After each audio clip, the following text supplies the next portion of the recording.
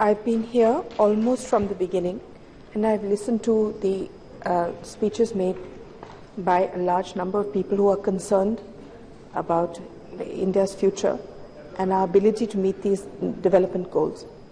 I especially listened to Mr. Moily, Dr. Dastikar, and of course Tathagat Satpathy, amongst others. And Mr. Moily's speech was interesting because of one point that he made, which is that you cannot possibly reach a goal unless everybody is involved in it right at the bottom. So his suggestion that the new program started by the Prime Minister called Disha, in which all of us have to work with the district magistrates in order to reach certain goals, is an extremely interesting one, because the district magistrate obviously controls the development at that level, and he needs to know which goals India is moving towards. This Prime Minister, more than any other, has realized that SDGs or any other development can only be achieved by reducing the vertical walls between ministries and states, which is why once a month, not only is the entire cabinet and all the MOSs and everybody called, but we are taught about each other's performances, each other's abilities, and we learn to share not just knowledge but common aims. Now this has been expanded to Disha, where we'll be expanding this to the bureaucrats at the district level. This will no doubt provide an impetus to more development quicker. Dr. Dasikar's speech was not only informed but very deep and very, very important. Though it said small things, it is these small things that will change. I have a suggestion to make. We come from different states. I myself have written to the Consumer Affairs Minister saying that instead of, and I'm now going off speech, so I'll go back to the speech later, that we do top-ups. We treat malnutrition, we treat children, we create Anganwadis, all that. But suppose we were to let nourishment, which is the basis of all development, take place organically rather than with top-up form. For instance, I myself give it to children from 1 to 6. Then I give it to children who are not in school. Then I give it to expecting mothers. Then midday meal scheme tops it up by giving something to people in schools. Like that, we have supplementary nutrition programs. But suppose each one of our states were to put millets into the PDS system, which is what I've written to the Consumer Affairs Minister as well. A, they would cost less. 2, they are environmentally far more sound because they take less water and they grow in more arid areas.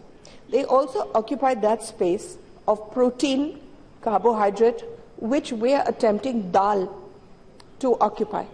But it can't be done from the center. It has to be, each state has to set a goal.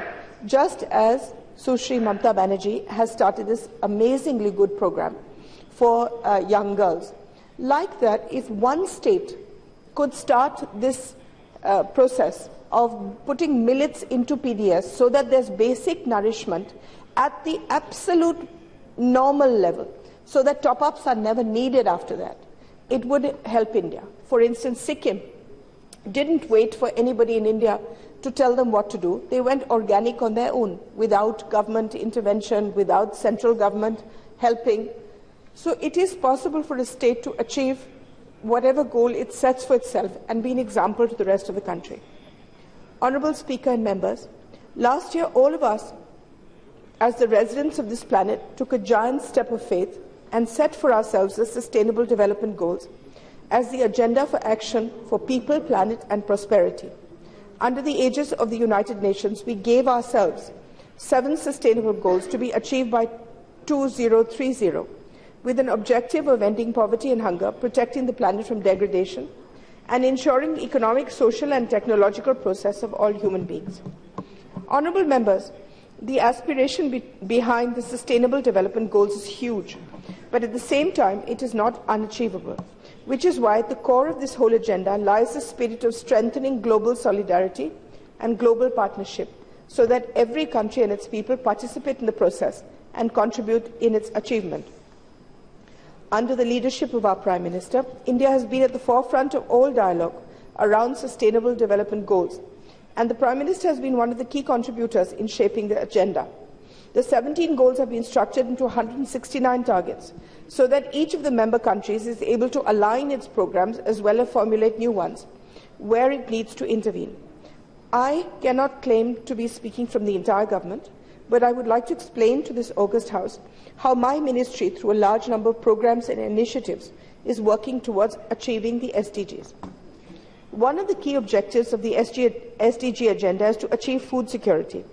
Specifically under this goal, there is the target of ending hunger and ensuring access to safe, nutritious and sufficient food for all, including infants. The second target is to end all forms of malnutrition and address nutritional needs of adolescent children and lactating mothers. My ministry implements the ICDS, Integrated Child Service Development Services, aimed at fighting malnutrition. Under this program, an institutional infrastructure consisting of Anganwadis and Anganwadi social workers has been created in the country, which is now 40 years old, which covers almost every habitation. Almost 4 lakh Anganwadi centres are operating in the country, which are manned by 24 lakh Anganwadi workers and helpers. And under this program, we feed approximately and look after 10 crore children, pregnant and lactating mothers are provided supplementary nutrition and basic health care in the Anganwadis. Unfortunately, this program, which could have worked extremely well with a certain amount of attention, didn't work for a long time. The Anganwadis themselves were not built for all. They were not built in a way that children and they could be used for storage and for feeding children and to work as creches. No monitoring at all was ever applied, and no training applied to the Anganwadis, who were paid very well to begin with, but as the value of money diminishes, have become more and more agitated and are concentrating mainly on their pay rather than what their services are, because their services over the years have become amorphous. They hand out election purchase, and they also go to VIP gatherings, and they are called in to fill up space wherever it's necessary for people. So restructuring ICDS has been one of the key focus areas of the government in the last 2 years, and we have addressed various components of this. Delivery of services in the Anganwadis is being put onto real-time monitoring platform, of which the software has been designed and tested. All the Anganwadi workers are being given smartphones with preloaded software, and they will have to daily feed in data of children and mothers, which is going to be daily available to the centre and to the state. Through this, we will be able to monitor the status of malnutrition for each and every child, as well as each and every pregnant and lactating mother. Will this system work? I'm very hopeful. Why am I very hopeful? Because we have a brilliant system set in for Childline, in which every single child that needs help phones. And we get in a month 14 lakh phones. Now 14 lakh phones, I can monitor each and every one. Which child phone, what did he say or she say, who picked up the phone, what response was given, how many were saved. And I would like to invite anybody in Parliament who is interested to come with me to Gurgaon, which is one of our 6 centres, and see this miracle happening in front of our eyes.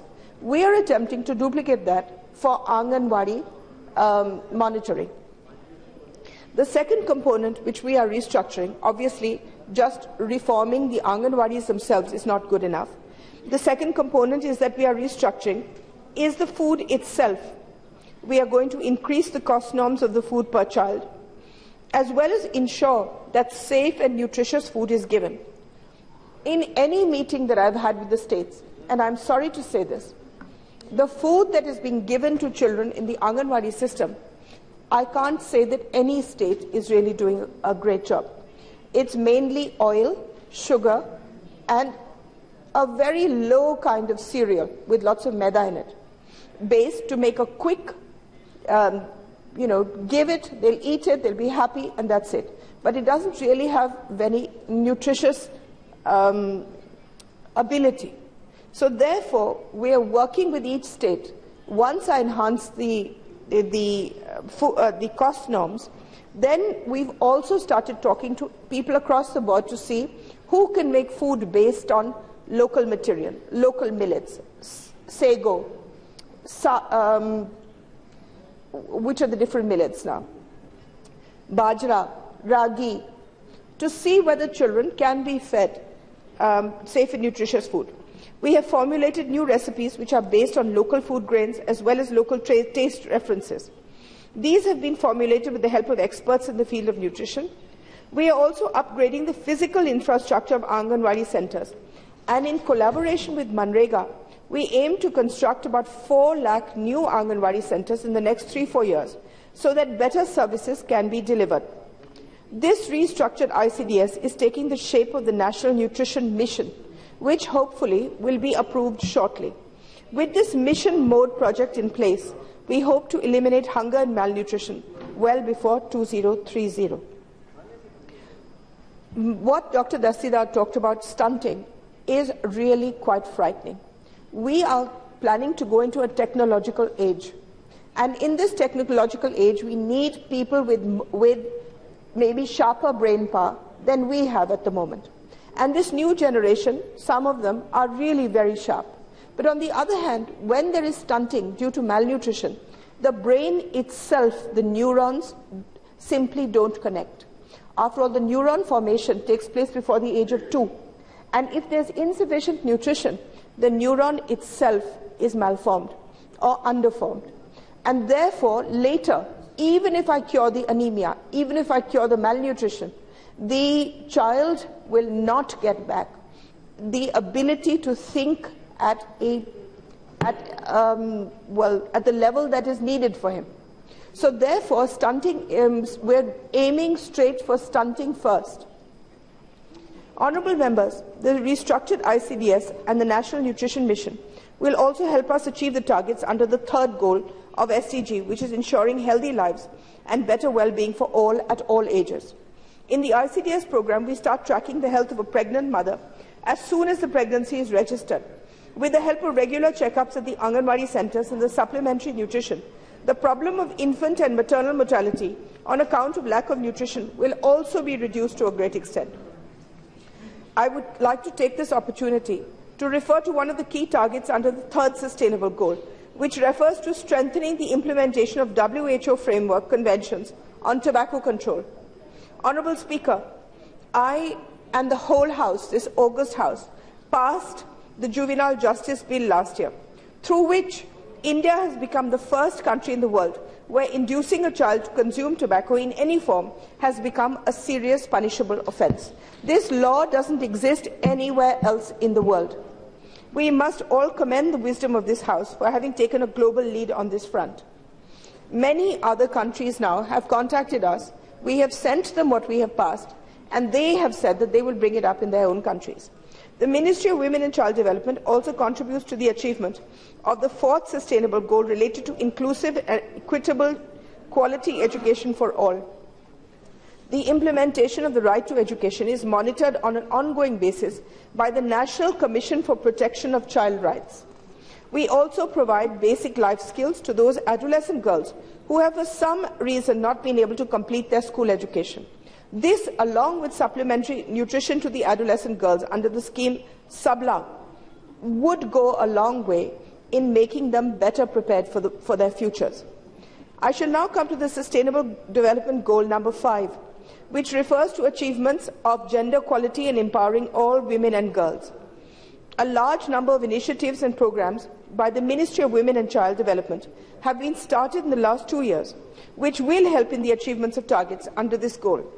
One of the targets is to end all forms of discrimination against all women and girls. We have started looking into this aspect right from the time when the girl is to be born. Beti Bachao, Beti Padhao has been formulated by the Prime Minister. It was perhaps one of the first programs to take off in this government. It targets the female feticide and infanticide, resulting in adverse child sex ratio. This program is currently running in 161 districts of the country, where the child sex ratio is the lowest. When we started this last year, in February, it didn't seem possible that we would be able to make any headway so quickly. After all, we took districts in which it had gone as low as 790, 830 was the average norm.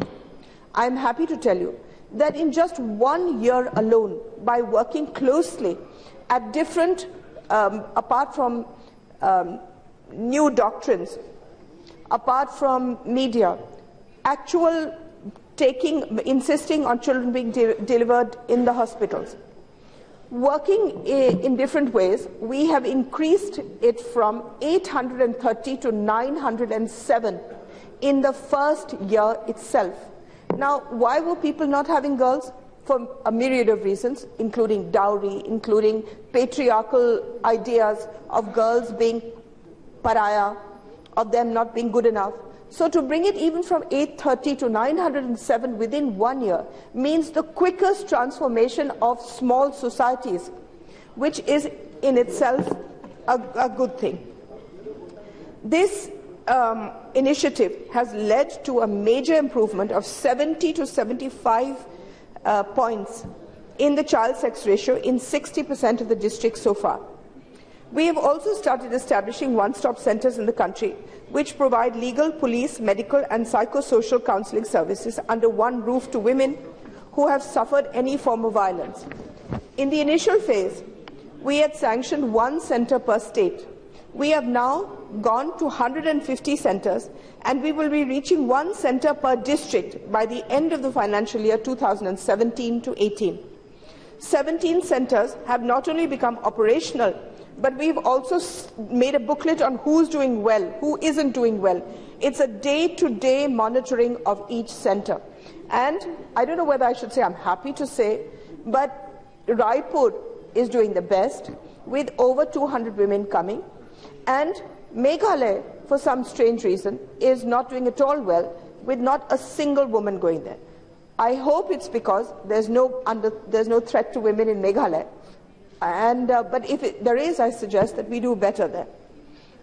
We have also mandated the mobile phone companies to get a panic button mandated on all mobile phones which are manufactured and sold in India after the 1st January 2017. And we are urging them to set up repair centres where anybody who's got a mobile phone from before can go and get the button put in. These panic buttons will provide a safety net to women who are under threatening conditions, and the pressing of the button will set into motion necessary rescue services provided by the police as well as family members. We are trying to get, we are in the process of getting an app which will also go along with this, if you so desire, which is free, in which, while the police come, if you press this button, it goes to the 10 closest people near you.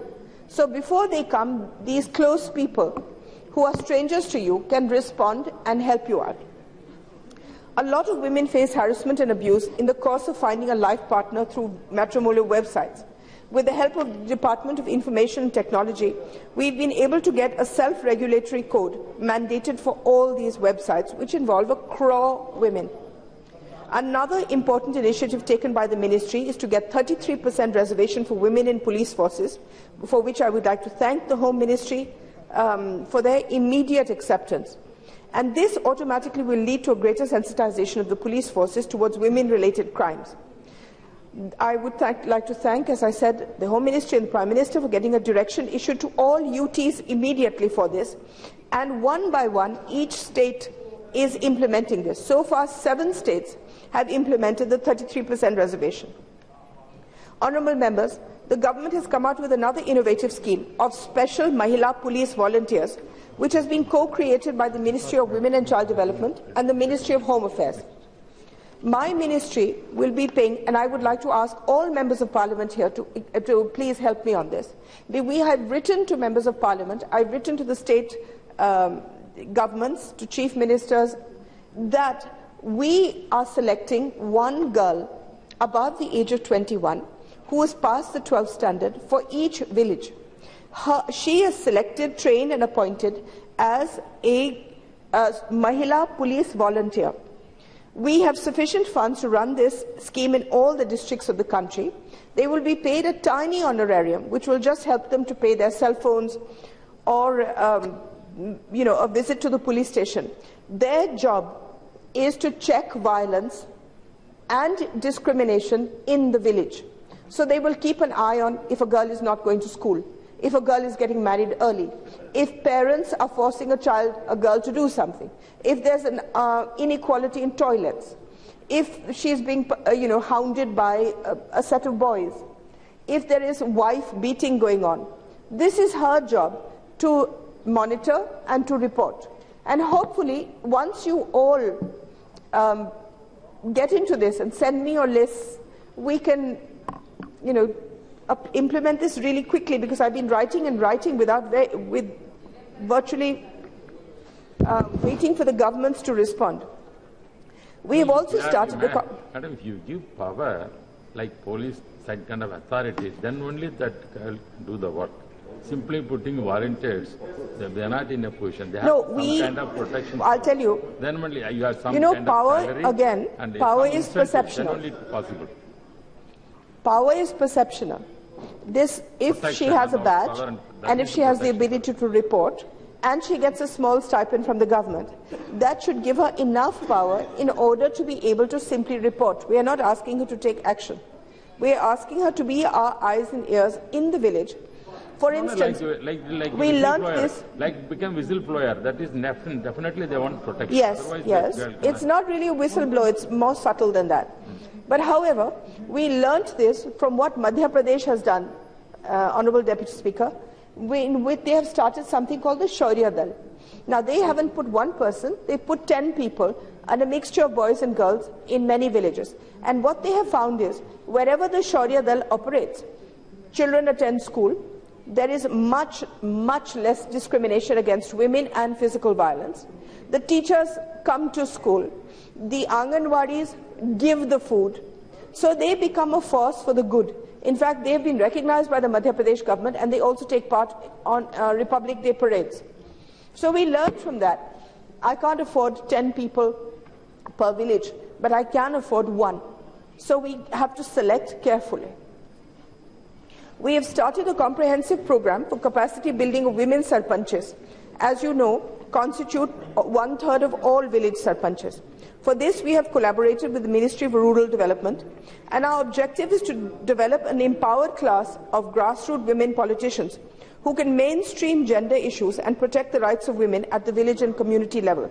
This is the first time that we will be training women sarpanches in order to understand their duties and their responsibilities, and understand where they can access money from the government, how to build a nali, how to keep books, how to conduct a panchayat, so that perhaps in time we do away with sarpanch patis and pradhan patis and let the women come into their own. We are in the process of formulating the national policy for women, which will replace the last policy of 2001. The consultation process on the draft policy is already over, and we hope to get the new policy in place before the end of next month. The new policy will completely shift the focus entitlement to rights, because from now, till now, it's only been welfare, and from empowerment to creating an enabling environment. The broad policy objective is to create a conducive socio-cultural, economic and political environment to enable women to enjoy de jure and de facto fundamental rights and realize their full potential. On the economic empowerment front, we have the STEP scheme, through which we support NGOs to provide skill training to women. We have the Rashtriya Mahila Kosh, which provides low-interest funds to women's self-help groups, which are aimed at economic empowerment through micro-entrepreneurship.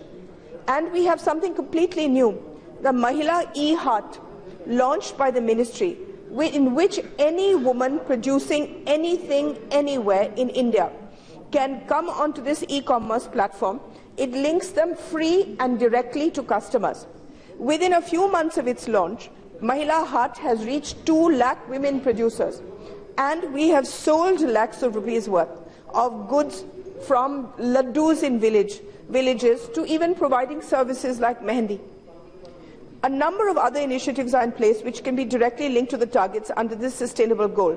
This includes the mandatory mentioning, even something as simple as this, the mandatory mentioning of the name of the widow on the death certificate of her late husband, so that she can claim entitlements easily, something we hadn't done forever. A comprehensive new legislation for trafficking of women and children, which should hopefully be ready by the end of the year.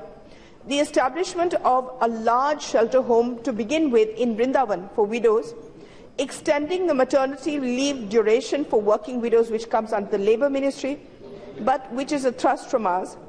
Honourable Speaker, our Prime Minister has the vision which has shaped these sustainable development goals.